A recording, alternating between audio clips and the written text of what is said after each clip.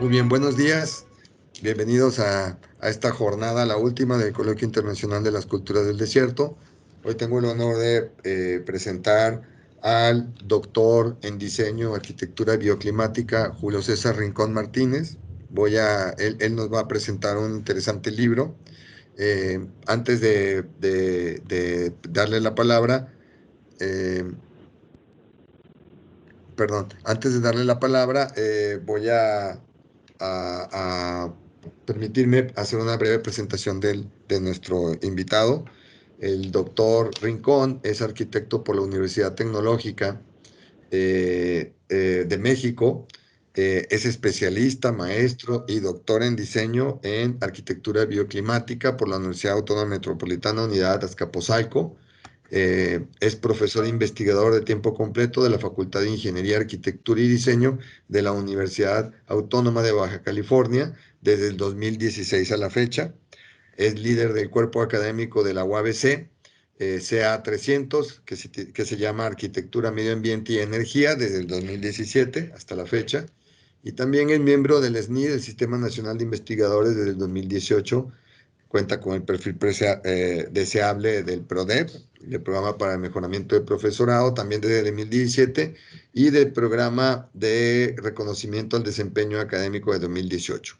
Árbitro editorial en revistas de divulgación y científicas, es coautor de la aplicación informática Bioclimatic Analysis Tool y desarrollador de 24 modelos de confort térmico para espacios interiores. 16 a partir del enfoque adaptativo y 8 a partir del enfoque predictivo. Tiene experiencia en proyectos de investigación, 12 proyectos de investigación desde 2011, y es autor de varias publicaciones nacionales, internacionales, libros y capítulos de libros. Es un honor para nosotros tener al doctor aquí en el Coloquio Internacional de las Culturas del Desierto, y le voy a ceder la palabra a él para que nos presente su libro, que él mismo nos va a dar el título. Adelante, por favor, doctor. Gracias. Muchas gracias, doctor Cano. En principio, agradecer al doctor Cano y al comité organizador de este evento las finas atenciones que han tenido para con su servidor en cuanto a proporcionar un tiempo para presentar el libro y, por supuesto, detrás de este evento hay mucho trabajo tras bambalinas en donde, por supuesto, como comenta el doctor Cano, hay mucha gente incluida y entre ellos muchos chicos de servicio social o estudiantes que están apoyando para lo mismo. Entonces, un agradecimiento extendido a todas estas personas que hacen posible este evento y por supuesto, la posibilidad de el espacio que me están abriendo para presentar este libro. Entonces, vamos a iniciar propiamente con la presentación del mismo. Les agradecería que me indicaran si ven mi pantalla y me escuchan correctamente. Así es, doctor. Vemos la Así pantalla y es. lo escuchamos, sí. Excelente. Muy bien, entonces vamos a iniciar. Como bien comenta el doctor, su servidor tiene experiencia en cuanto a temas relacionados con el fenómeno del confort térmico. En esta ocasión tengo la oportunidad de presentar una obra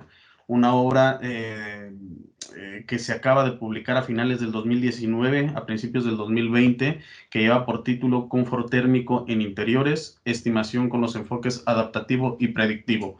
Cabe mencionar que esta obra es producto de un proyecto de investigación que se desarrolló en el tenor del 2015 aproximadamente en el centro del país, en la ciudad de Pachuca, Hidalgo. Entonces, como es producto de esta investigación, propiamente digamos que el contenido se estructura de la siguiente manera, en 5 secciones: en antecedentes, planteamiento de la investigación, diseño de la investigación, el procesamiento de datos recabados y, por supuesto, la sección de resultados, en donde de alguna manera se configuran, se estructuran los hallazgos que se obtuvieron con dicha investigación.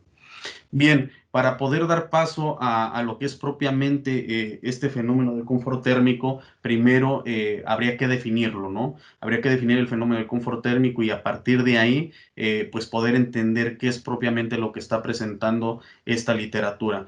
Eh, pues digamos que el confort térmico se puede definir desde diferentes disciplinas. Sin embargo, desde el punto de vista de la arquitectura, en donde al final del día lo que se pretende es lograr la habitabilidad de los espacios interiores y, de ser el caso a mayor escala, de los espacios exteriores, desde propiamente desde la arquitectura se atienden dos connotaciones específicas en cuanto a definición disciplinaria de este fenómeno del confort térmico. Por un lado, la connotación fisiológica, en donde esta, estrictamente desde la perspectiva fisiológica, se puede entender al confort térmico como el momento en que el organismo, el cuerpo humano, logra un balance energético con su entorno térmico inmediato. Y en caso de existir alguna diferencia entre el organismo y el entorno térmico inmediato, este no debe de ser superior a un rango de más o menos 50 watts de energía.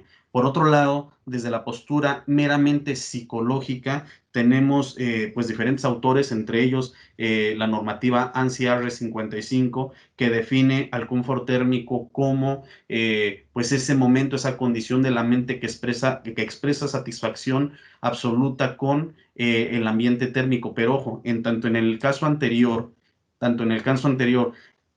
lo que sugiere es un balance térmico entre el organismo y su entorno inmediato. Acá nos habla desde un punto de vista más psicológico, en cuanto a que la mente debe de ser la que debe estar convencida de que las condiciones térmicas absolutas inmediatas son las que ofrecen confortabilidad para el usuario, para el ocupante. Y bueno, normalmente esta definición deja claro que el confort térmico pues es evaluado a partir de percepciones subjetivas de las personas. Sin embargo, si de alguna manera lográramos en algún momento hacer converger tanto la connotación fisiológica como la connotación psicológica en cuanto a definición del fenómeno se refiere, podríamos estar entendiendo al confort térmico como aquella sensación de satisfacción que una persona encuentra con relación a las condiciones térmicas de su entorno, a partir del intercambio fisiológico de energía con el ambiente y la adaptación manifestada frente a las condiciones de temperatura fuera de las deseadas.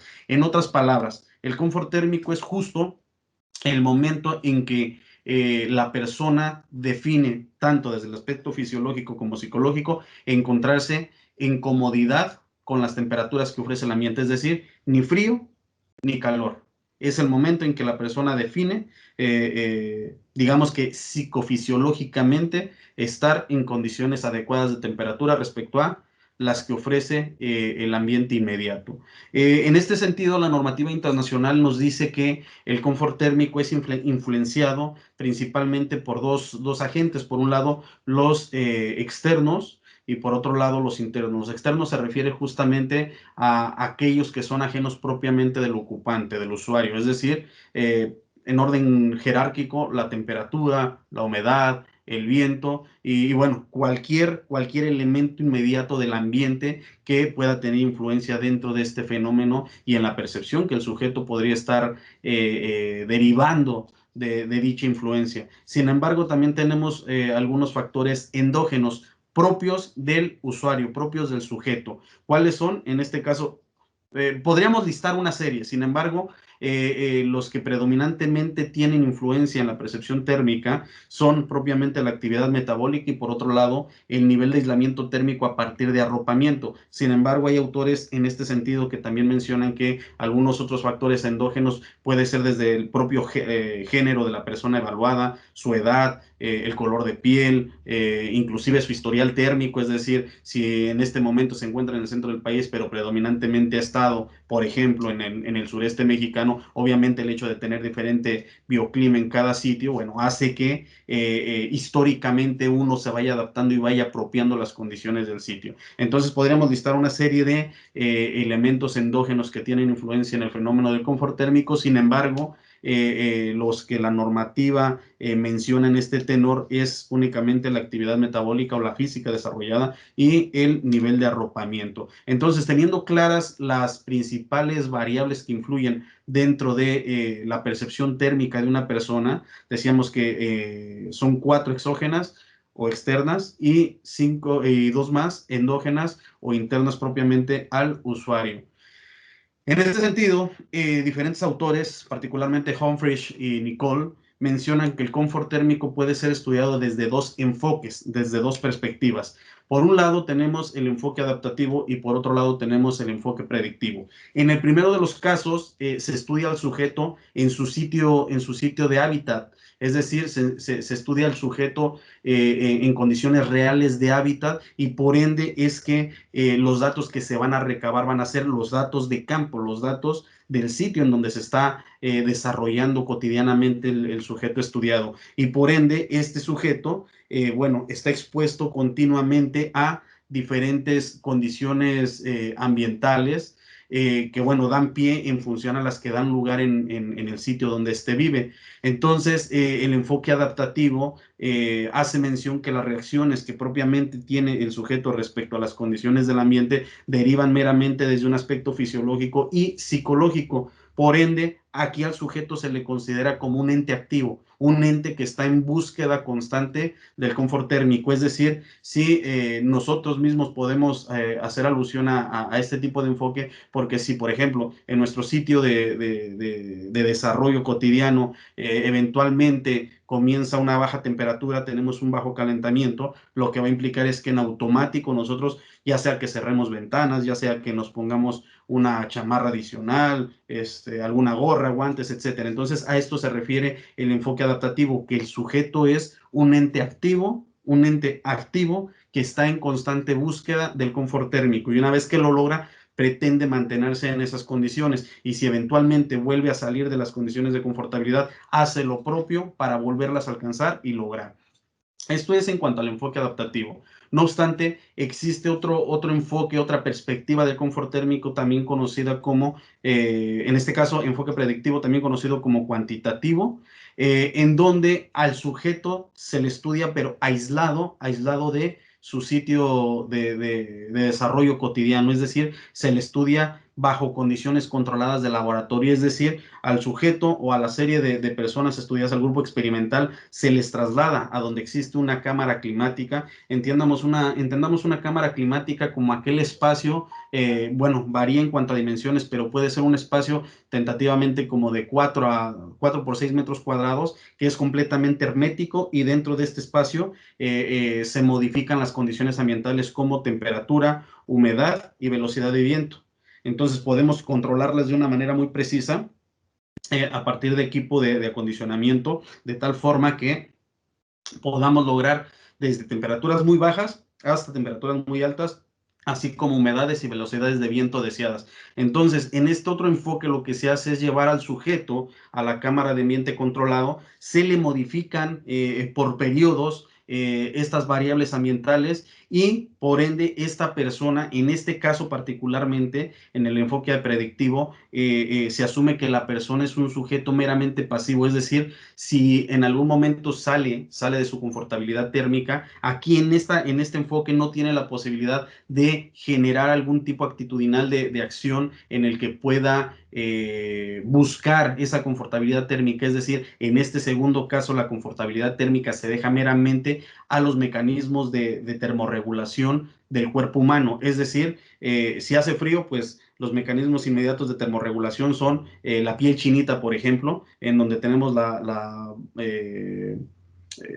posibilidad inclusive de tener escalofríos. Y todo esto de escalofríos, sudor, piel chinita, cuando la piel a veces se nos pone roja, todos estos tipos de mecanismos de termorregulación son los que el organismo por sí solo lleva a cabo para lograr de manera fisiológica, la consecución de lograr un confort térmico. pero lo hace de manera automática, es decir, el organismo por sí solo lo hace. Sin embargo, el sujeto como tal, en este caso, en este enfoque, no tiene la posibilidad de apoyar a su organismo para lograr esas condiciones de confortabilidad térmica, por lo que de cierta manera podría en este segundo caso estarse considerando al sujeto como pasivo, porque al final de cuentas se le deja todo el trabajo, por llamarlo de esta manera, a su organismo, a las condiciones biológicas del organismo.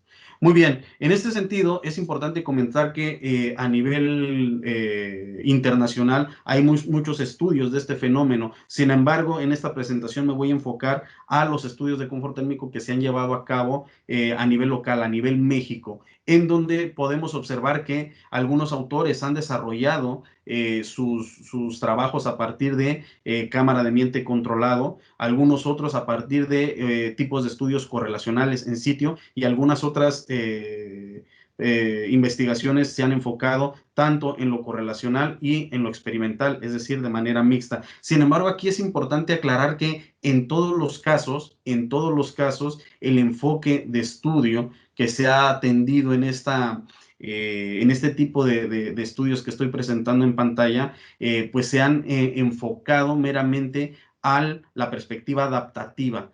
¿Qué quiere decir? Que si bien es cierto en el primero de los casos con García Chávez, Ambrís y Paredes han utilizado la cámara de ambiente controlado, al final del día el enfoque que emplean para estimar, definir el rango de confort térmico es adaptativo, es decir, dentro de la cámara siguen permitiendo que de alguna forma los sujetos de estudio se puedan estar adaptando a las condiciones controladas del laboratorio que ellos manifiestan, exploran, exponen en ese momento de evaluación. Asimismo, es importante mencionar que estos estudios se han enfocado principalmente a climas cálidos, ya sean secos o húmedos dentro de México. Entonces, a partir de este pequeño estado del arte, podemos mencionar que, entre otros, los hallazgos que se obtienen con los resultados y la metodología que se sigue en la literatura que les estoy presentando, es que, en principio, con esta investigación que se ofrece en esta literatura, se atienden simultáneamente ambos enfoques de estudios,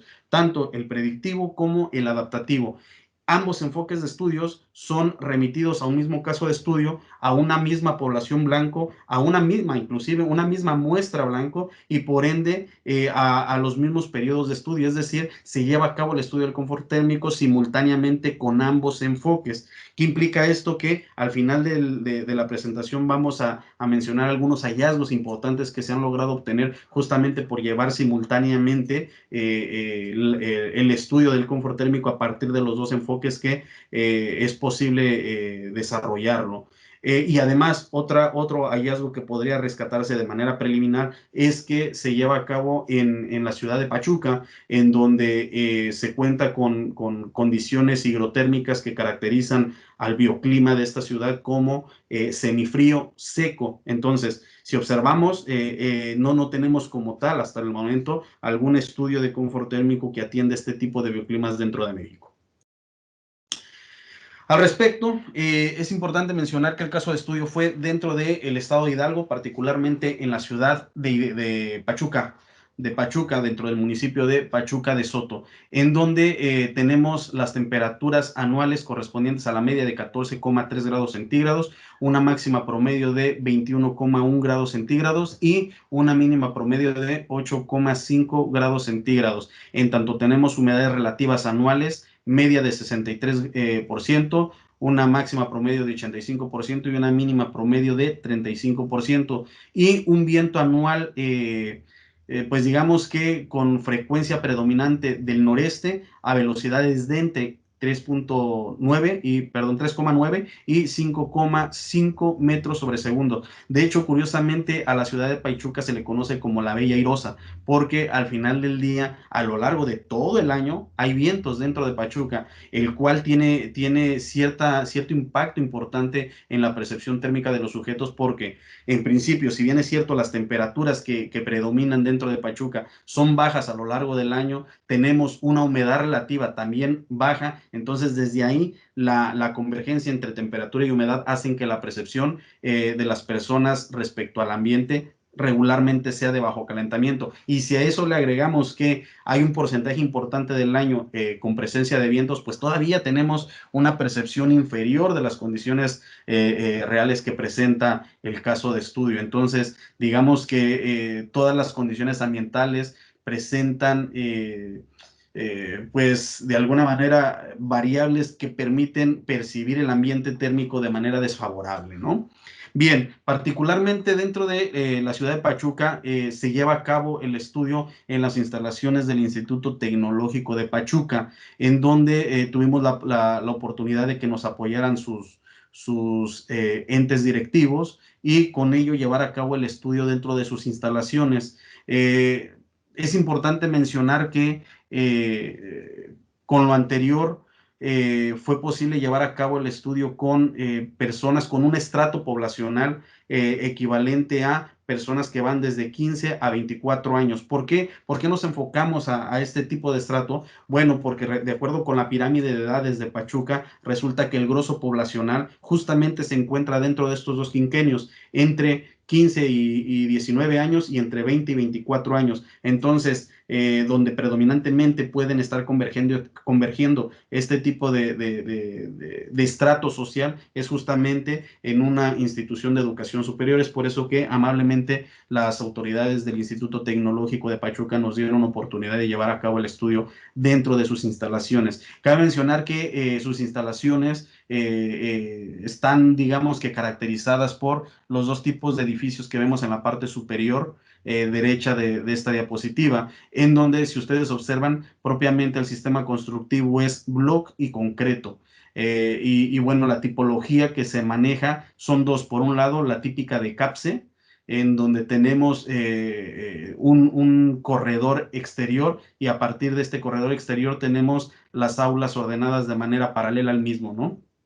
Y por otro lado tenemos la segunda tipología un poco más contemporánea, en donde sigue manteniendo, digamos que el mismo esquema, un corredor, nada más que en este caso es un corredor interior y de ambos lados tenemos aulas. En este caso, digamos que en ambos casos, en ambas tipologías, podemos observar que los edificios son de una altura baja, en promedio dos niveles y máximo entre 8 y 10 metros de altura. Y en la parte inferior, bueno, en la parte media inferior, podemos tener algunas imágenes de los espacios de evaluación que fungieron como tal durante el estudio, en donde propiamente tenemos aulas con bancas tipo paleta, aulas con bancas tipo mesabanco y talleres de dibujo con respiradores. Es importante lo anterior porque en función de cada espacio de evaluación es que los instrumentos que voy a describir más adelante se ubicaron dentro de las aulas y en las alturas correspondientes para lograr caracterizar durante la evaluación el ambiente que en ese momento estaba dando lugar en cada uno de estos espacios. Algo adicional que quiero agregar respecto a la diapositiva anterior es que, de manera resumida, las personas que fueron evaluadas, les comentaba, estuvieron dentro de los quinquenios de 15 a 19 años y de 20 a 24 años. Sin embargo, también se atendió que predominantemente fueran residentes de la ciudad de Pachuca y en caso de que no fueran residentes, al menos que tuvieran un año viviendo en la ciudad de Pachuca, a menos de que a efecto de que mínimamente tuvieran cierta experiencia de las 4 estaciones que dan lugar en este sitio de estudio. Además de que es importante mencionar que predominantemente tienen una actividad metabólica equivalente a 1.2 METs aproximadamente y cuentan con un nivel de arropamiento de entre 0.7 y 0.8 CLO a lo largo del año. Bien, el diseño de la investigación, de acuerdo con Hernández Sampieri, pues se dividió, digamos que simultáneamente en dos líneas de investigación. Por un lado, les comentaba el del enfoque predictivo que corresponde meramente a un experimento verdadero o también llamado puro, que correspondió a las características de evaluación en la cámara de ambiente controlado, en donde fue posible manipular con mucha precisión la variable independiente, en este caso las variables ambientales, temperatura de bulbo seco y humedad relativa, en este caso particularmente, también fue posible tener control preciso de la validez interna del experimento, porque cualquier variable que fuera ajena a los hallazgos que pretendíamos obtener con la investigación, bueno, fue controlada de una manera precisa, como el nivel de arropamiento, la actividad, el género de las personas, la edad, etcétera, etcétera, etcétera. Entonces, de alguna manera, digamos que seguimos de una manera muy estricta lo que Sampieri en este caso nos comenta respecto al experimento verdadero puro, para lograr justamente tener hallazgos que derivaran justamente de la validez interna y externa del experimento, y en este sentido se pudiera considerar esta línea de investigación meramente experimental a partir de un experimento puro. Sin embargo, de manera paralela, llevamos a cabo la investigación, insisto, a partir del enfoque adaptativo, es decir, a partir de evaluaciones directamente en sitio. Cabe mencionar que en el caso de la línea experimental se llevó a cabo a partir de una cámara de ambiente controlado ubicada en la Ciudad de México, aproximadamente a 80-90 kilómetros de la ciudad de Pachuca, lo que implica que tuvimos que estar trasladando a las personas constantemente de Pachuca a la Ciudad de México. En cuanto al enfoque adaptativo, se llevó a cabo estudios de tipo correlacional o causal, en donde se llevaron a cabo, digamos que evaluaciones específicamente en las instalaciones del Instituto Tecnológico de Pachuca. Entonces, en este sentido, ya de manera resumida, podemos mencionar que el enfoque adaptativo fue atendido a partir de un estudio de tipo correlacional, y por ende el origen de los datos fue en sitio, en campo, en las condiciones reales de hábitat. Por ende, las condiciones de evaluación fueron naturales y reducidas, porque en un día tuvimos hasta una oscilación aproximadamente de 7K de temperatura y una humedad relativa, una oscilación hídrica aproximadamente de 15%.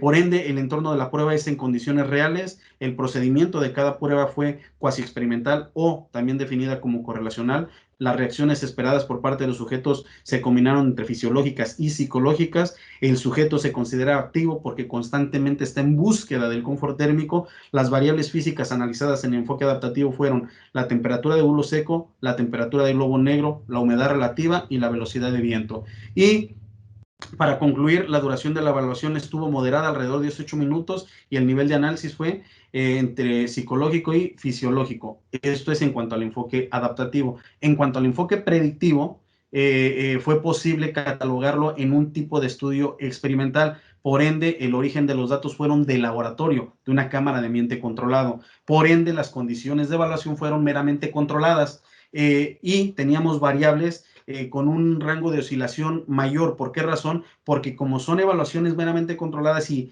teníamos por logística solamente autorizada cierta cantidad de evaluaciones dentro de esta cámara, tuvimos que adaptar cada experimento para que en cada experimento las personas pudieran experimentar literalmente los rangos completos de un año en sitio. Entonces, en tanto en sitio presentaban las condiciones climáticas a lo largo de un año, esas mismas condiciones anuales se presentaban en una prueba experimental. Si no me equivoco, era alrededor de 100, no, de 90 minutos, entre 90 y 100 minutos. No pasaba de las 2 horas cada prueba experimental. Entonces, imagínense, las mismas condiciones de sitio de un año, presentarlas en una prueba experimental de no más de 2 horas. Entonces, ahí las variaciones eran más amplias, ¿verdad?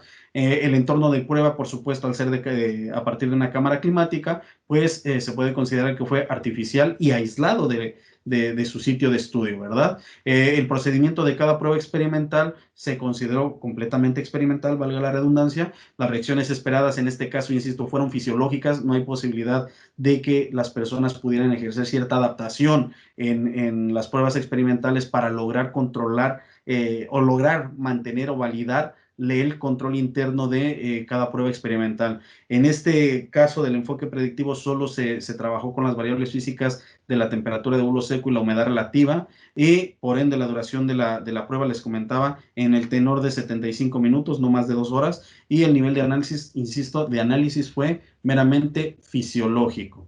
Entonces, con esta base pudimos llevar a cabo el estudio del confort térmico a partir de ambos enfoques de estudio. Bien, voy a describir en términos generales cómo es que llevamos a cabo el estudio de este fenómeno meramente con el enfoque adaptativo. Bueno, lo primero que hicimos fue llevar a cabo una caracterización del clima para identificar con mucha precisión qué periodos eran qué periodos térmicos eran los extremos dentro de un año y qué periodos eran los extremos hídricamente hablando. Entonces logramos identificar que enero es el periodo frío de Pachuca, mientras que mayo es el periodo cálido. Sin embargo, marzo es el periodo seco desde el punto de vista de humedad de Pachuca, en tanto septiembre es el periodo de mayor humedad, es cuando se presentan predominantemente las precipitaciones. Entonces, una vez identificando estos 4 periodos higrotérmicos extremos, pudimos llevar a cabo sobre esos periodos, sobre ese eje, pudimos llevar a cabo digamos que el ejercicio del enfoque adaptativo. Recordemos que el enfoque adaptativo es estudiar al sujeto en el sitio de estudio. Para ello, se llevó a cabo el diseño de un cuestionario que se conformó de siete secciones y alrededor de 42 reactivos, 42 preguntas.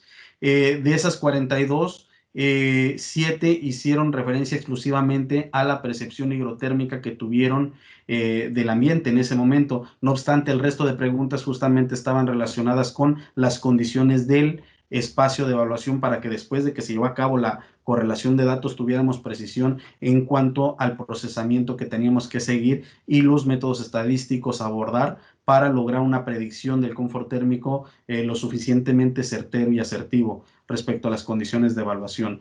Los instrumentos que se utilizaron en sitio son los que ven en la imagen de la derecha, en donde, bueno, fueron seleccionados de acuerdo a su precisión, de acuerdo a la resolución, a los rangos de operación y a la distribución en el espacio de evaluación. Esto a partir de lo que nos dice la normativa internacional ISO 7226 al respecto. Entonces, con base en la disponibilidad tanto de recursos técnicos como financieros con los que se contó, fue posible adquirir este tipo de instrumentos, los cuales, de acuerdo con Brager y de Dir, permiten obtener una base de datos de clase 2. Las variables ambientales que se registraron simultáneamente, ya lo había comentado, fueron la temperatura de globo seco, la de globo negro, la humedad relativa y la velocidad de viento, tanto en el interior como en el exterior del espacio de evaluación, ¿verdad?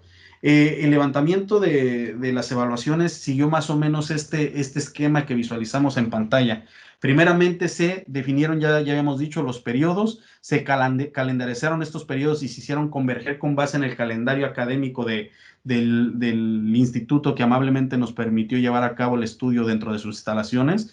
Posteriormente se capacitaba a las personas que apoyaban con el levantamiento de las evaluaciones. En este caso también fue personal del mismo instituto a partir de la modalidad de servicio social. Ya una vez que se capacitaba, se llegaba previamente al sitio de evaluación, a cada aula, que fueron seleccionadas de manera aleatoria. Se esperaba alrededor de 15 a 20 minutos antes de entrar al aula con el fin de lograr estabilizar las lecturas de las variables ambientales en la instrumentación. Se llevaba a cabo el levantamiento de la evaluación, como lo estamos visualizando en las siguientes imágenes, y de ser el caso, si las personas así lo requerían, porque dos de los reactivos hacían mención respecto a la estatura y al peso de las personas para lograr identificar el índice de masa corporal. Entonces, si las personas no tenían ese dato en primera mano, contábamos también con una regleta de hasta 2 metros y unas básculas para en ese momento, al finalizar la evaluación, tener la oportunidad de llevar a cabo dichas mediciones in situ, ¿verdad? Posteriormente concluíamos con la evaluación, se foliaban los cuestionarios levantados en ese momento y posteriormente se llevaba a cabo la captura de los mismos a partir de una matriz que fue diseñada para tal efecto. Con lo anterior, con el enfoque adaptativo, fue posible recabar 1,556 observaciones, 325 en mayo, 409 en septiembre, 425 en enero y 397 en marzo. Cerca de 1,600 observaciones con el enfoque adaptativo o llevando a cabo la investigación directamente en sitio. Por otro lado, con el enfoque predictivo, a partir de cámara de ambiente controlado, se siguió el siguiente proceso metodológico. En principio, se definió nuevamente los periodos de estudio. Mejor dicho los periodos de evaluación. Una cosa son los periodos de estudio y otra cosa son los periodos de evaluación. En este caso, los periodos de estudio y los de evaluación coincidieron perfectamente en el enfoque adaptativo. Sin embargo, con el enfoque predictivo fue un caso diferente. ¿Por qué razón? Porque a partir de la logística, la coordinación, la disponibilidad del laboratorio de ambiente controlado y los periodos térmicos extremos de Pachuca, fue posible definir que los periodos de aplicación en la cámara de ambiente controlado fueran únicamente los térmicos, no los hídricos, de tal forma que solo se llevaron a cabo pruebas experimentales en enero y en mayo. Al final del día, en cada prueba experimental se simularon las condiciones completas a lo largo de todo un año en sitio. Entonces, en este caso, la logística principalmente fue la que permitió que de cierta manera dedujéramos que solo era posible llevar a cabo las pruebas experimentales en los periodos térmicos extremos, en enero que corresponde al frío y en mayo que corresponde al cálido. Esto no significa que con estas pruebas experimentales no pudiéramos estimar simultáneamente los periodos hídricos del año. Por supuesto que podemos hacerlo. Sin embargo, ahí cabe la diferencia entre el periodo de aplicación y el periodo de estudio, ¿verdad? Insisto, la logística y de alguna manera la limitación del recurso que teníamos disponible para estar trasladando constantemente a las personas fue lo que de cierta manera nos limitó un poco a solo llevar a cabo las evaluaciones en ambiente controlado en los periodos extremos térmicos. Muy bien, entonces, como les comentaba, estos dos enfoques abordaron simultáneamente el mismo caso de estudio, la misma población blanco, por ende la misma muestra de estudio y los mismos periodos de estudio. Entonces, a partir de la muestra que fue evaluada, en sitio, fue posible obtener una submuestra atendiendo los siguientes criterios de selección. Por un lado, que fueran originarios de Pachuca, por otro lado, que su estado de salud fuera adecuada o que cuando mucho contara con alguna enfermedad leve, no crónica, sino leve, que el rango de edad fuera equivalente entre el grupo, que hubiera igualdad de género, 50% mujeres, 50% hombres, y que más o menos existiera una uniformidad en cuanto a peso y talla. ¿Con qué fin fue que se llevó a cabo la selección de una submuestra a partir de la muestra que se evaluó en sitio? Justamente con el fin de dar validez interna a cada uno de las pruebas experimentales que se llevó a cabo en cámara de ambiente controlado, porque ya les había descrito en alguna diapositiva anterior que seguimos de una manera muy estricta digamos que el orden cronológico para lograr una validez interna y lograr que estas pruebas experimentales se consideran como experimentos puros de acuerdo a lo que Hernández Sampieri nos comenta al respecto. También se hizo un cuestionario, se diseñó un cuestionario, pero con características diferentes, obviamente, a las que se presentaron en sitio. ¿Por qué razón? Porque aquí no hubo necesidad de estar levantando características específicas del espacio de evaluación y además aquí en cada una de las secciones que hacían referencia a la percepción hidrotérmica del ambiente, pues si ustedes observan, en cada una de estas preguntas se manejaron una cantidad equivalente a 8 momentos. ¿Por qué? Porque al final del día, durante 8 momentos a lo largo de todo de cada prueba experimental, durante 8 momentos es que se recababa la información respecto a la percepción hidrotérmica que las personas tenían en el momento del periodo de prueba, ¿verdad? No obstante, es importante mencionar también aquí que el diseño del cuestionario estuvo caracterizado a partir de las recomendaciones que Hernández Sampieri, como líder de la metodología de la investigación, menciona al respecto, así como Fernández y Namaku Roche, dice aquí, ¿no? Es un autor con un apellido muy peculiar. Ok. Bien, como al final del día empleamos en esta ocasión, en lugar de un set instrumental, utilizamos el laboratorio de ambiente controlado, obviamente teníamos que llevar a cabo la preparación de esta cámara de ambiente controlado previa a llevar a cabo las evaluaciones. Entonces, con 24 horas de antelación se echaban a andar los equipos de acondicionamiento con el fin de que cuando llegara la gente de Pachuca a la Ciudad de México para desarrollar la prueba experimental, se contaran justo con las condiciones que la investigación determinó para llevar a cabo la prueba experimental, de tal manera que tanto las condiciones ambientales como la ubicación de los sensores, etcétera, estuvo en el tenor de lo que la normativa internacional nos habla al respecto con el estudio de este fenómeno. Y si ustedes observan en la última imagen, tenemos una gráfica que nos permite tener idea aproximada de lo que del comportamiento que las variables ambientales siguieron a lo largo de cada prueba experimental, de tal forma que cada prueba experimental arrancó más o menos en condiciones térmicas equivalentes a 15 grados y concluyeron en condiciones equivalentes a 36 grados. En tanto, cada prueba arrancaba con una humedad relativa próxima a los 95% y concluían con una humedad relativa equivalente a 35%. Cabe mencionar que esta caracterización de las variables ambientales derivó a partir de la caracterización que logramos identificar de las condiciones típicas de Pachuca a lo largo del periodo 2013, 2014 aproximadamente. Entonces, con base en esas condiciones típicas en Pachuca, fue posible que definiéramos con mucha precisión las condiciones que teníamos que presentar en la cámara de ambiente controlado para que las personas de alguna manera experimentaran lo equivalente a un año solo en una prueba específicamente. ¿Cuál fue el desarrollo de la prueba experimental? Bueno, desde muy temprano se les citaba a las personas en el Instituto Tecnológico de Pachuca, se les trasladaba. El traslado era equivalente como a 1 hora y media aproximadamente. Posteriormente llegábamos al sitio donde se encontraba la cámara de ambiente controlado, específicamente en las instalaciones de la Universidad Autónoma Metropolitana, Unidad Iztapalapa, que también amablemente nos apoyaron con el equipo de evaluación, en este caso la cámara de ambiente controlado.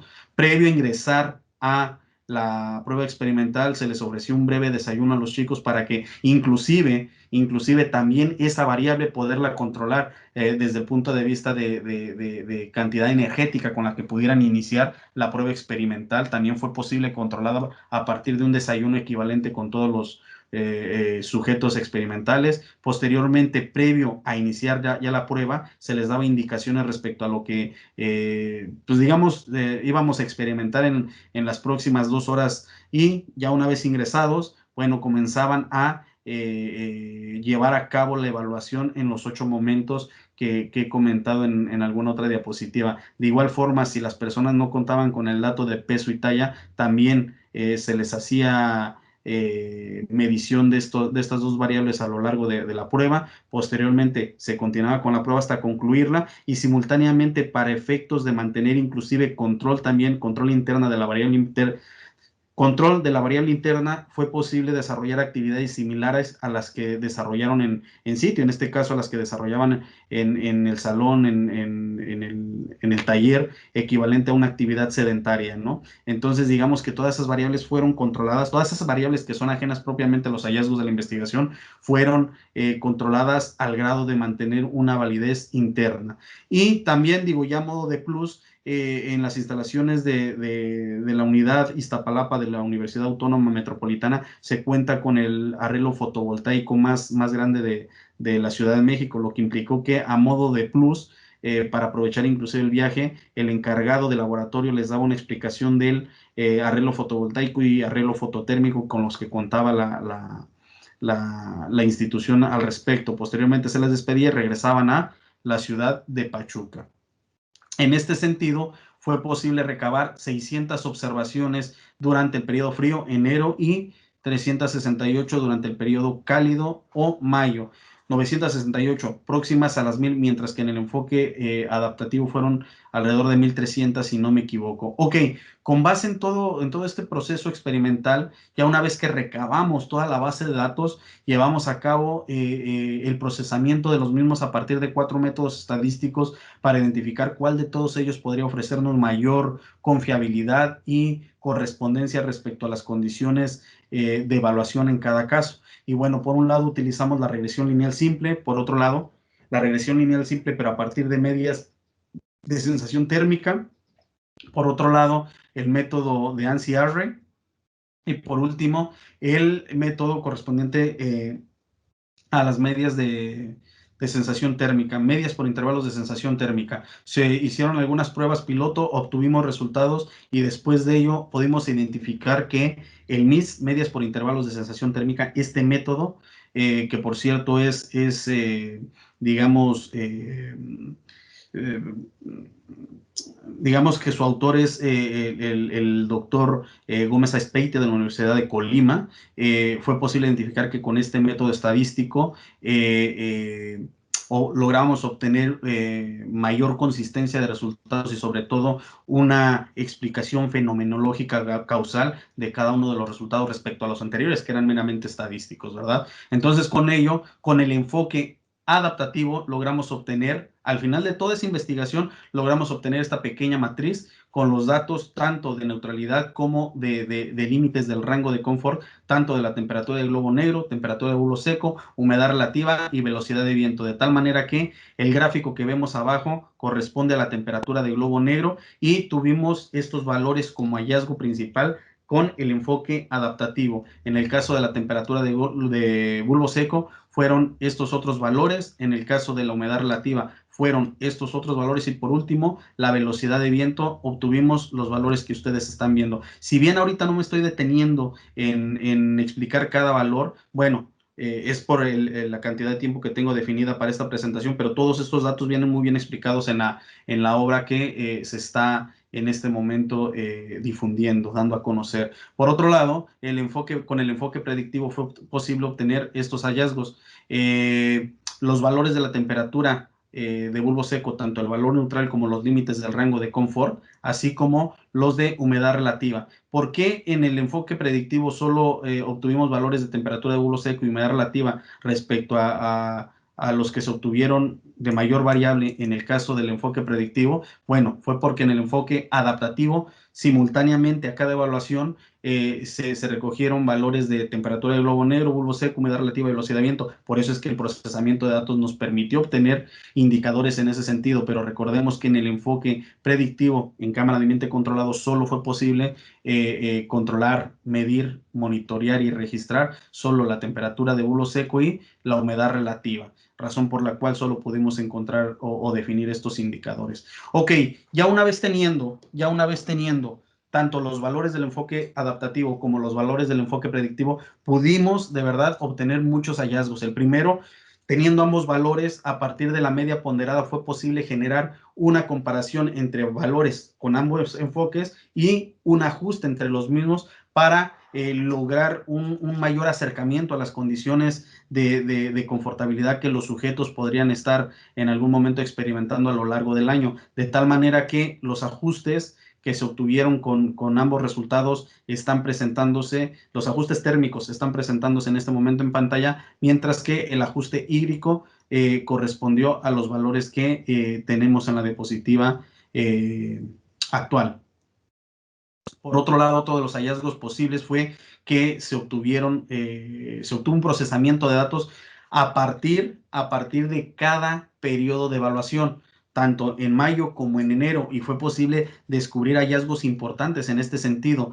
¿Cuáles fueron los principales? Bueno, los voy a mencionar aquí en conclusiones. Bien, la primera fue que definitivamente en orden jerárquico, las variables que presentaron mayor influencia dentro de la percepción térmica de las personas en orden jerárquico descendente fue primeramente la temperatura de globo negro, posteriormente la temperatura de bulbo seco, después la humedad relativa, después la velocidad de viento, para estar concluyendo con la actividad metabólica y el nivel de arropamiento. Recordemos que de acuerdo con la literatura, en una de las diapositivas iniciales les comentaba que existían variables endógenas y variables exógenas. Las exógenas son aquellas que son ajenas al sujeto de estudio y las endógenas aquellas que son propias al sujeto de estudio. Entonces, en nivel jerárquico, el grado de influencia fue con base en como lo acabo de escribir.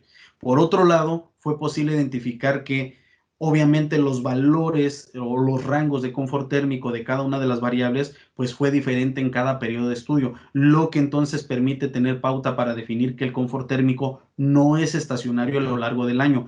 este se sujeta a las condiciones climáticas que dan lugar en cada uno de los periodos en que fue analizado el sujeto, ¿verdad? Y por otro lado, podemos también estar concluyendo que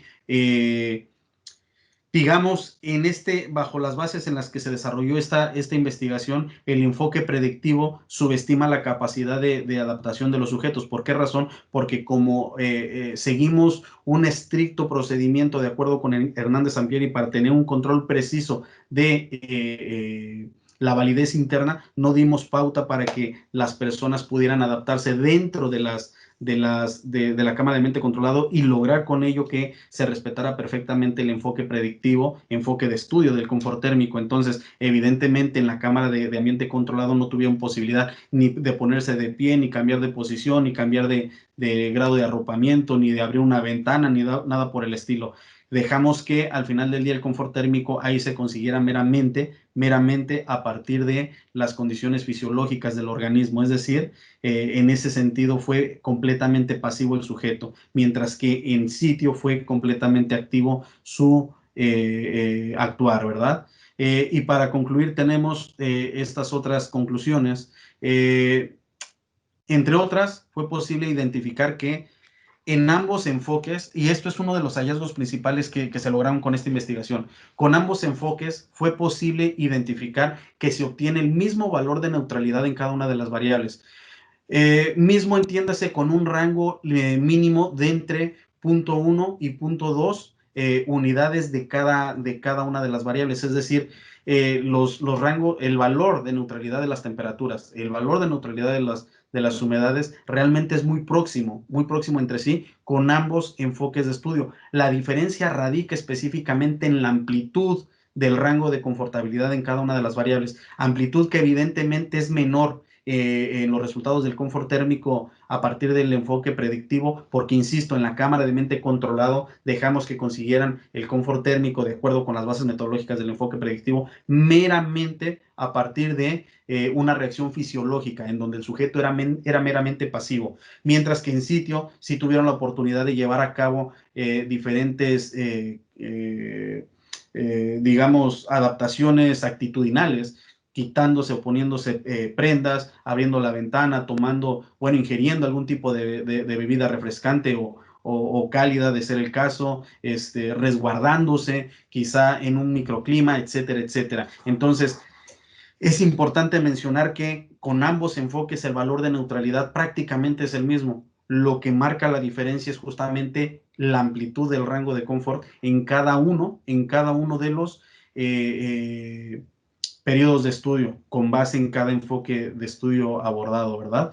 Y además, ya para concluir con la presentación, tenemos que el confort térmico, además de ser una percepción misma del entorno térmico circundante, también depende en gran medida, por supuesto, de los efectos psicológicos y conductuales que los ocupantes adoptan en ese momento de forma consciente o inconsciente en la búsqueda de este fenómeno, de este confort térmico. Bien, y con esta diapositiva concluyo la presentación, no sin antes mencionar una frase de Descartes. Leer un libro enseña más que hablar con su autor, porque el autor en el libro solo ha puesto sus mejores pensamientos. ¿Qué quiero decir? Que al final del día con esta presentación tenemos una idea muy general de lo que presenta el libro, de lo que contiene el libro. Sin embargo, leer el libro evidentemente dejará más claro un panorama respecto a los hallazgos que contiene este. Con esta última diapositiva doy por concluida la presentación y quedo a la orden para cualquier comentario, pregunta o sugerencia respecto a la literatura. Gracias, doctor. Abrimos como tipo doctor el espacio para si alguien quiere hacer algún comentario o pregunta, este es el momento adelante.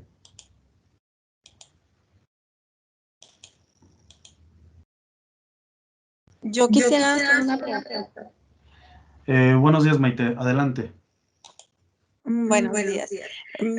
Es muy interesante la presentación, porque me estaba yo preguntando cómo sería la adaptación de esos jóvenes que fueron sujetos al estudio acá en el norte, porque aquí el clima es extremo, ¿verdad? En un día podemos tener nieve en la tarde un día soleado. Entonces, ¿cómo sería entonces sus supuestos en ese mismo, utilizando su metodología? ¿Cómo serían los niveles o los rangos de confort en una zona como la de nosotros, extrema, en clima, por ejemplo?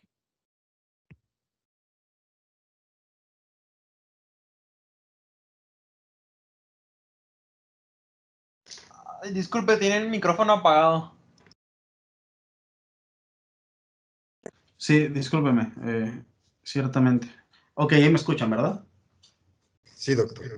Muchas gracias. Ok, Maite, entiendo que lo que estamos comentando es que el sitio, bueno, normalmente en el norte de México tenemos climas cálidos secos, en donde evidentemente el periodo cálido es muy cálido y el periodo frío es muy frío. Inclusive en un mismo día podemos tener en el horario diurno condiciones cálidas extremas y en el horario nocturno condiciones de bajo calentamiento o frío también extremas.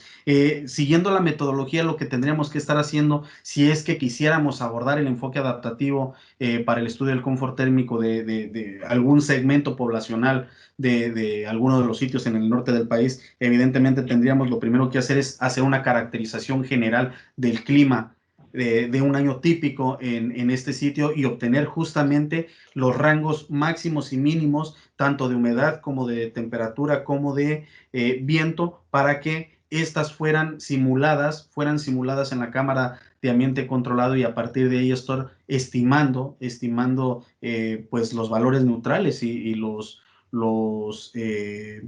pues digamos los rangos en cada caso. Entiendo que la pregunta va dirigida en el sentido de cómo podría ser la adaptación. Bueno, la adaptación en el sujeto prácticamente es la misma en cualquier bioclima, sin embargo, la intensidad de la adaptación es la que cambia. Entiendo en este caso, Maite, que estamos hablando de un clima cálido, seco, insisto, del norte del país, en donde de manera pasiva es a veces es complicado lograr las condiciones de confortabilidad hidrotérmica en el interior de los espacios. Es por ello que eventualmente la arquitectura bioclimática o diseño pasivo en la arquitectura no podría resolver dichas con envolvente o con el diseño del edificio, no podría resolver dichas, pues digamos que dichos rangos de confortabilidad y eventualmente tenemos que echar mano de sistemas mecánicos o automatizados de acondicionamiento para lograr esas características al interior de los espacios. Por ello que, por ejemplo, en Mexicali, que es la ciudad próxima que tengo, o San Luis,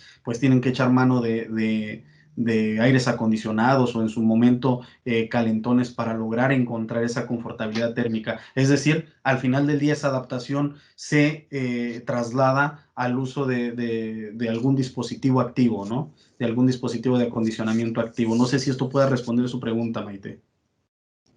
Sí, claro, y es que me parece muy interesante porque se me viene a la mente incluso la piel, y pues cada persona se adapta y la piel Claro. va evolucionando de clima, entonces tendrían que ser otras condiciones también para o aplicaciones en la metodología para seguir considerando diferentes o nuevas variables en cuestión de la piel de las personas para adaptarse y adquirir más rápido un confort térmico, supongo.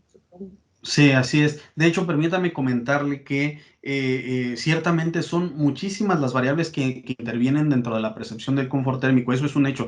De hecho, fíjese que hay el doctor Mayorga del Instituto Politécnico Nacional en el centro del país, generó él un modelo, le llama un modelo integral de variables, en donde él genera un modelo matemático en donde considera muchísimas variables. Sin embargo, hay que dejar muy en claro que sí, todas las variables intervienen en la percepción térmica, pero intervienen de diferente manera. Es decir, hay algunas que tienen mayor impacto en la percepción térmica que otras. ¿Qué significa? Que de acuerdo con los diversos estudios hasta ahora realizados en este fenómeno, es posible identificar que digamos que las variables con mayor impacto dentro de la percepción térmica de las personas meramente son la temperatura, en este orden jerárquico, la temperatura, la humedad y el viento. Existe también la temperatura radiante, existe también quizá la precipitación pluvial, etcétera, etcétera, que también tienen influencia, pero en menor jerarquía. Al mismo tiempo, aquellas variables de carácter endógeno son muchas que derivan específicamente del usuario. Ya hablábamos desde el género de la persona, la edad de la persona, el color de piel, el historial térmico, el nivel de arropamiento, la actividad, etcétera.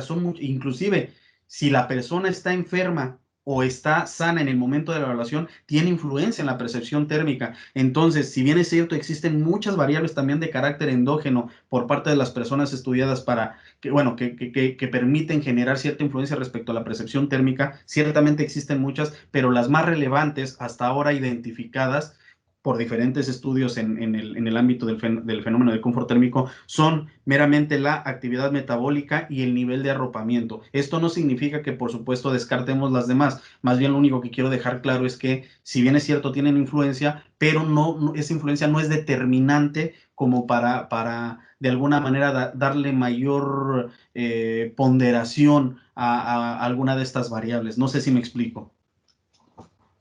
Sí, muy bien, muchas gracias. A usted. ¿Alguna otra Gracias. pregunta? Sí, adelante. ¿Tendríamos Doctor, algún otro? Mande. tengo aquí la participación de Victoria C., quien pregunta dónde se puede conseguir el libro, si hay manera de recibirlo en otras partes de la República. Sí, claro. De hecho, algo interesante de este libro es que se publicó en formato EPUB, lo que significa que es electrónico. Voy a compartir nuevamente pantalla porque justamente atendiendo esta posibilidad, ¿me confirman que la ven, por favor? ¿La pantalla? Sí, vimos que dice gracias. Sí. Ok. Si observamos, tuve la posibilidad de integrar 3 diapositivas adicionales en donde podemos visualizar la forma en obtener el libro. Ok, si ustedes googlean librería UABC, les va a dar la oportunidad de ingresar al sitio web de la librería de la Universidad Autónoma de Baja California, que corresponde justamente a lo que vemos en este momento en pantalla. Si nos vamos a la sección de libros de arquitectura, que se encuentra en la parte inferior justamente de esta página, vamos a encontrar justamente esta otra página web en donde en la parte superior derecha todavía se encuentra en este momento ubicado en la parte superior derecha el libro. El libro en este momento, bueno, en este momento y en adelante no tiene costo. Es completamente libre de consulta y descarga en formato EPUB. Entonces, si le damos clic justo donde está el libro de confort térmico en espacios interiores, nos va a arrojar otra pantalla que simplemente nos va a pedir nuestros datos de registro, un correo y el nombre para mandarnos ese correo, la liga de donde podemos descargar esta literatura. Nada más dejar en claro que es en ebook, ¿verdad? Entonces, también creo que está en Kindle, en versión Kindle. Están en esos dos formatos para poderlo descargar. No es impreso la difusión del libro, es meramente electrónico. Entonces, con base en lo anterior, podríamos estar descargando el libro de la librería de UABC. Gracias, doctor. También quiere participar Guadalupe. Adelante, por favor, Guadalupe. Gracias, buenos días. Pues nada más para felicitar al doctor Rincón, primero por el lanzamiento que está realizando y segundo por todo el trabajo y trayectoria que hasta la fecha ha logrado. Al escuchar su currículum veo que ha tenido muchos trabajos y muchas investigaciones, se ha dedicado a lo que está presentando en este momento, entonces nada más para felicitarlo y pues gracias por esta publicación, este libro que pues además de todo lo está haciendo gratis para que cualquiera lo podamos consultar. Muchas gracias, Guadalupe. En realidad, como bien comentas, ahorita hemos hecho, bueno, diferentes esfuerzos desde el 2011 para de alguna manera lograr indicadores de habitabilidad en los espacios, porque es un tema muy peculiar, un tema muy controversial entre los agremiados en el área del diseño arquitectónico y construcción, en donde a veces para diseñar, por ejemplo, un asilo, y al mismo tiempo estar diseñando quizá una guardería, muchas veces los arquitectos no contamos con los indicadores térmicos, lumínicos, hídricos, como para diseñar los espacios de forma adecuada en función de la persona que predominantemente lo va a estar habitando, va a estar haciendo uso de dichos espacios. Desafortunadamente no se cuentan con esos indicadores, entonces no es un esfuerzo unilateral, por supuesto, habemos una red en todo México, en todo el mundo, que trabajamos temas de este tipo y de diversos tipos que, bueno, tienen como finalidad última estar proveyendo, digamos, de indicadores, de técnicas, de estrategias, justamente para lograr espacios con mayor habitabilidad, mayor confortabilidad, ¿verdad? Igual agradezco su comentario, Guadalupe, estamos para servirle. Gracias, buen día. Gracias también, Francisco. Otro invitado quiere participar. Adelante, por favor, Francisco. ¿Qué tal? Buenos días a todos. Pues también me sumo a estas felicitaciones al doctor Rincón con la presentación de su libro. Pues acá un compañero y amigo de la facultad, y pues sabemos, ¿no?, el trabajo arduo que hubo detrás de pues esta investigación. Entonces, pues realmente me da mucho gusto ya pues que tengas esta parte concluida y pues con la publicación, y pues más que nada que pues realmente el gran interés, ¿no?, que tienes en la investigación respecto al confort, y que nos compartas de manera gratuita y nos muestres, ¿no?, dónde podemos obtener todos estos valiosos datos. Pero bueno, pues muchas felicidades. Muchas gracias, Francisco. Como bien comenta el doctor Fernández, Francisco Fernández, compañero actual de la Universidad Autónoma de Baja California. De hecho, me gustaría igual mencionar que el doctor Fernández en este momento forma parte del cuerpo académico que llevamos a cabo, en donde, entre otros temas, se atienden no solo el tema del confort térmico, sino aquellos que van relacionados directamente con la bioclimática, como el aprovechamiento de la precipitación pluvial, quizá el potencial térmico del suelo para lograr las condiciones de confortabilidad al interior del espacio. Son diversos los temas que atendemos con el cuerpo académico, y uno de los precursores e importantes miembros del cuerpo académico, por supuesto, es el doctor Fernández. Igualmente, Francisco, agradezco tus comentarios. No sé si existe alguna otra pregunta, algún otro comentario. ¿Algún otro comentario o pregunta más? Si me permite, doctor, solamente quiero hacerle un comentario o pregunta ya para cerrar, puesto que ya no hay más comentarios, y es que nos diga su opinión sobre el uso del adobe como elemento para la bioconstrucción, precisamente en climas secos o extremos, y si usted ve que pueda tener algún potencial para recuperar construcciones de adobe, obviamente con técnicas o tecnologías modernas, para atender esta problemática del cambio climático y el problema de los climas extremos, la incertidumbre, por así decirlo, climática en el norte extremo, como mencionaba la doctora Maite, si usted lo ve como viable o que tenga algún potencial en las ciudades. Gracias. Muchas gracias, doctor Cano. Esta pregunta, este planteamiento que realiza realmente está muy interesante, y podríamos entablar una mesa redonda para discutir este punto. Sin embargo, en términos generales, voy a dar mi opinión. Definitivamente, cualquier sistema constructivo que de alguna manera considere como materia prima el material propio de la región, y en este caso particularmente la tierra, la arcilla del subsuelo, definitivamente ofrece un potencial importante, no solo desde el punto de vista térmico, sino inclusive acústico, y por ende de habitabilidad para los espacios que se conformen de este sistema constructivo, ya sea a partir del adobe, a partir del COP, a partir del tapial inclusive, en donde cualquiera de estas técnicas de cierta manera absorbe materiales de la región. Y evidentemente, o sea, es un hecho que ante el inminente cambio climático alrededor del mundo, este tipo de técnicas de forma pasiva, como bien comentaba usted, a partir de la bioconstrucción,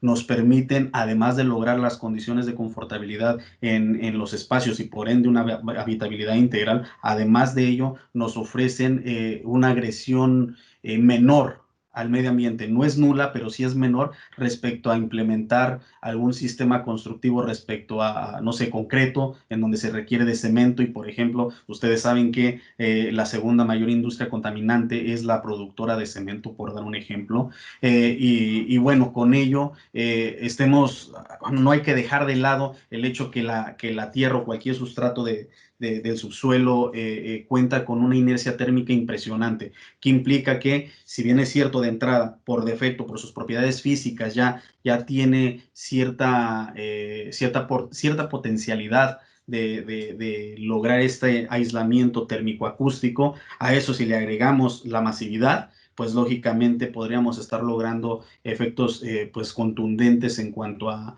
habitabilidad y en cuanto a bioconstrucción se refiere, ¿no? De hecho, ahorita este tema que usted comenta, tuve la oportunidad en este mismo coloquio de visitar algunas conferencias en donde la tierra es digamos, la materia prima que se utiliza en los diferentes elementos del envolvente, muros, pisos, cubiertas, para lograr justamente digamos, las ventajas, las bondades que este material nos podría estar ofreciendo.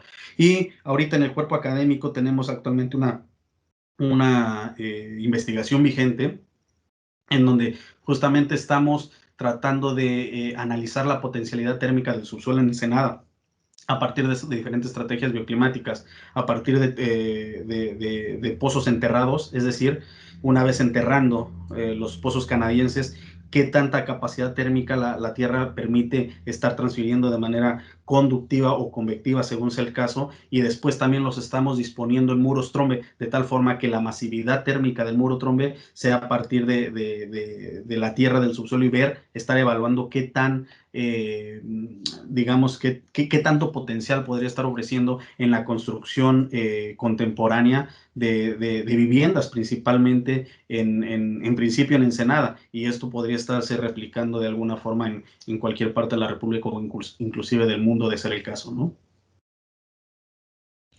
Muchas gracias, doctor. Gracias por su respuesta. Muy bien, pues si no hay ningún comentario más que agregar, va a quedar esta grabación en las plataformas de la UACJ y de la red y del coloquio. Agradecemos su presencia en esta presentación del libro. Agradecemos a nuestro invitado de lujo, el doctor Rincón, que nos haya compartido esta investigación. Y quienes quieran acompañarnos a la clausura, que se dará en la página del coloquio, pueden entrar a ella a las 8. Repito, vamos a tener un concierto de música de guapangos y sones de la Huasteca por dos musicólogos de la Universidad Autónoma de Tamaulipas. Esto va a ser a las 8 de la noche, donde también daremos un informe de las actividades del coloquio. Y, doctor, a las 3 también tenemos esta propuesta de Red Multidisciplinaria de Estudios del Desierto, por si gusta acompañarnos, si se interesa en participar. En la página del coloquio pueden ustedes registrarse como integrantes de la red, o sea, como personas que están interesadas en participar en la red, y a las 3 pues vamos a dar una presentación de la propuesta de la Red Multidisciplinaria de Estudios del Desierto. Muchas gracias, doctor, muchas gracias a todos, que tengan buenas tardes. Muchas gracias a todo el comité, todo el comité organizador, y por supuesto al evento, y a todas aquellas personas tras bambalinas que hacen posible el evento. Muchas gracias a todos los participantes y a quien tuvo la oportunidad de acompañarnos en este lanzamiento del libro. Muchas gracias a todos. Buenas tardes.